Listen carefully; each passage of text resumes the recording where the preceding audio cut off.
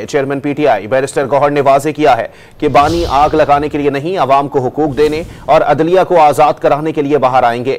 Islamabad judicial complex के बाहर गुफ्तगू करते हुए बैरिस्टर गौहर ने उम्मीद जाहिर की कि 16 जनवरी को होने वाले मुज़ाकरात के तीसरे दौर में मुतालबात पर पेशरफ्त होगी।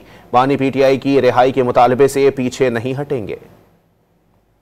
खान साहब मुल्क में आग लगवाने के लिए वो निकलेंगे, इस मुल्क को बेहतर करने के लिए और बेहतरीन करने के लिए, इसको इस्तेकाम देने के लिए, अवाम को प्रोटेक्शन देने के लिए, उनके हकूक़ का तहफ़्फ़ुज़ करने के लिए, अदलिया को आज़ाद करने के लिए जो है ना वो जेल में बैठे। और इंशाअल्लाह ताला वो आएंगे तो आप देखेंगे, ये अवाम को भी देखेंगे कि कितनी खुशी की एक लहर आ जाती है और कितना इस्तेकाम आ जाता है। जाएंगे भी और हम इन राइटिंग मुज़ाकरात में अपने मुतालबात देंगे भी और तवक्को रखेंगे कि फर्स्ट गो में कुछ न कुछ पेशरफ्त हो जाएगा।